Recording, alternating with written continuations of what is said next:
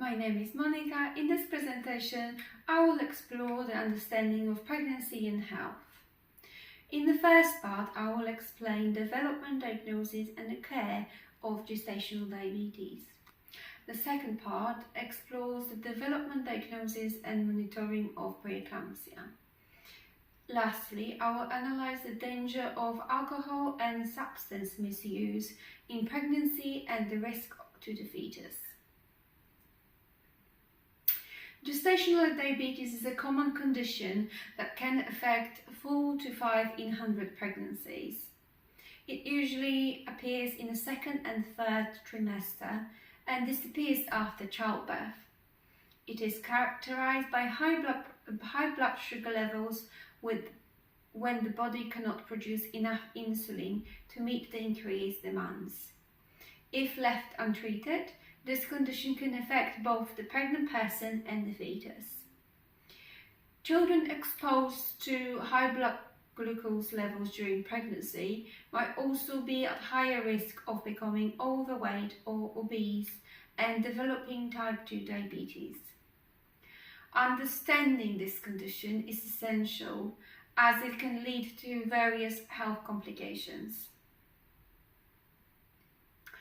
The potential risk for developing gestational diabetes include previous gastric bypass or weight loss surgery, diagnosed with polycystic ovarian syndrome, overweight or obesity with BMI of 30 or over, gestational diabetes in a previous pregnancy, previous delivery of a large baby 4.5 kilograms or more, close family history of diabetes, ethnic minorities such as South Asian, Black or African Caribbean or Middle Eastern, maternal age over 40-year-old.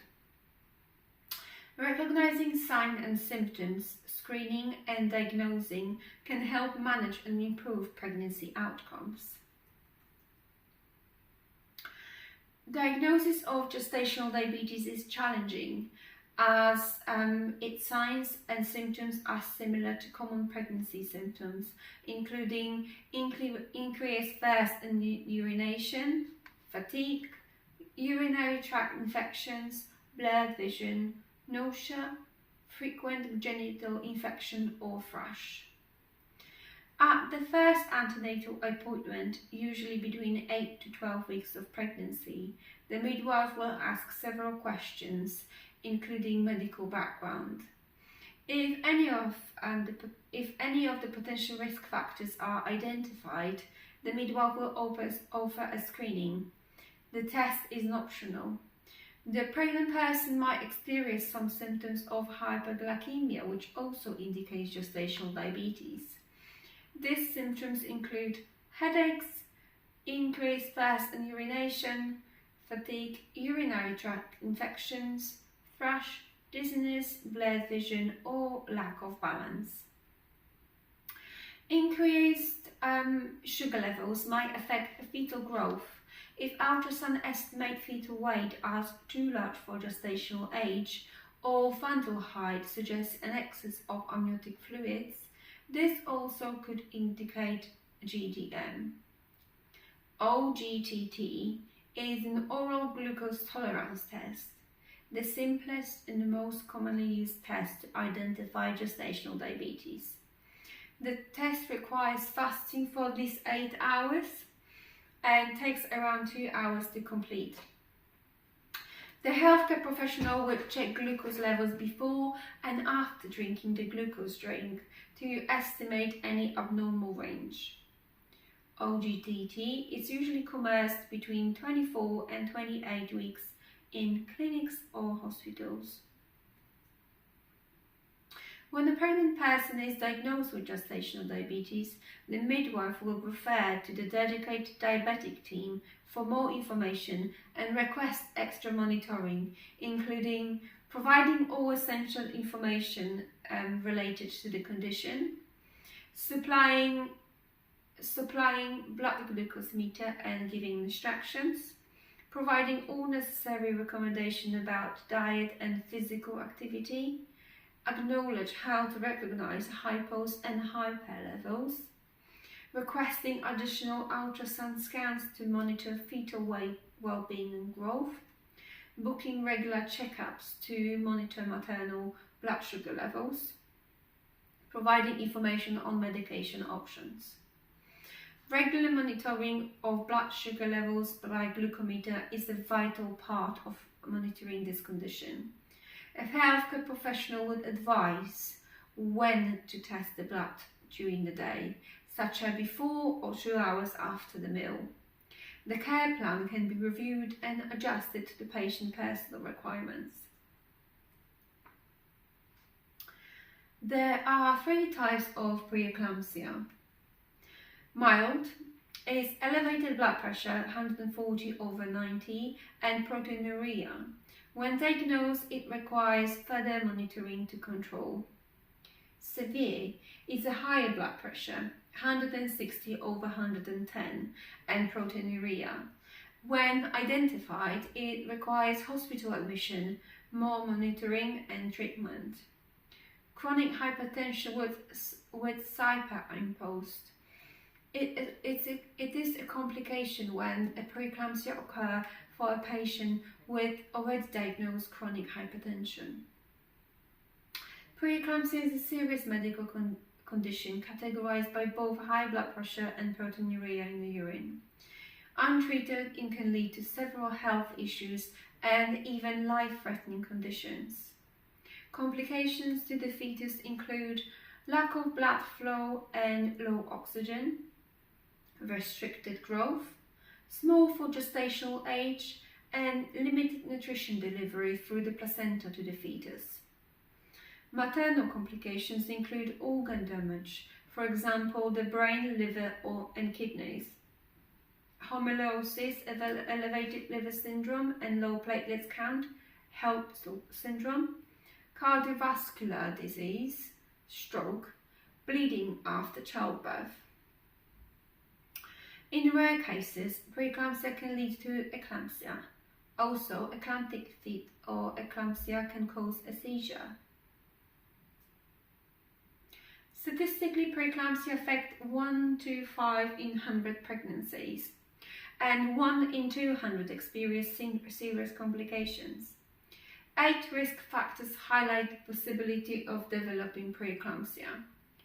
Age: 40 years old or over, twins, triplets or more multifetal pregnancies, weight, BMI of 35 or over, other medical conditions such as diabetes, kidney disease or hypertension, lupus, autoimmune condition, family history of preeclampsia, previous premature childbirth, and pregnancy at least 10 years after the last one.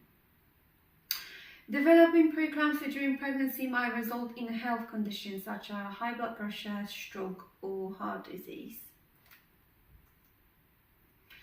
The most common symptoms of preeclampsia: high blood pressure, proteinuria, urine test detects protein, abnormal swelling on the face, hands and ankles, blurred vision, severe headaches or migraines, feeling generally unwell, vomiting and or nausea, rib pain, right upper quadrant area.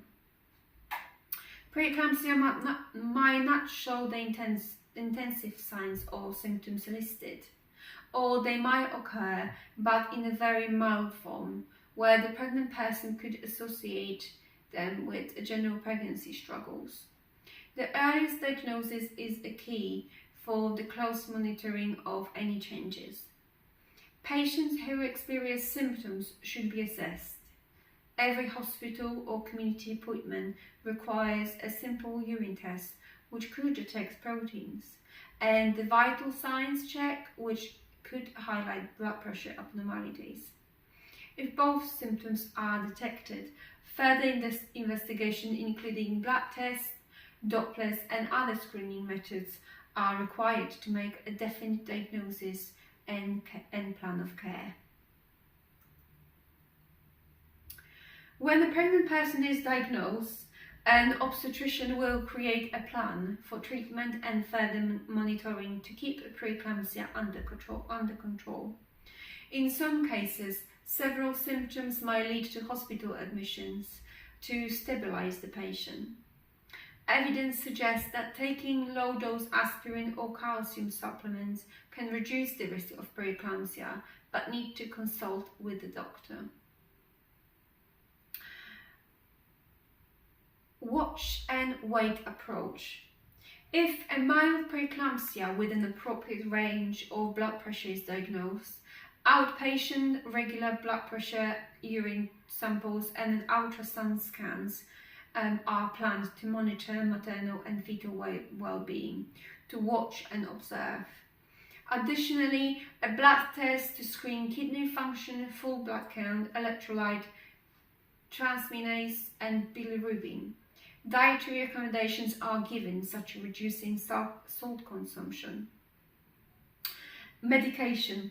A particular medication might need to be introduced to control the blood pressure and lower the risk of preeclampsia progression. Medication include labetalol, nifedipine, or methiolopar. The specific medication is prescribed depending on existing medication taken, allergies, preferences, or presence of any side effects.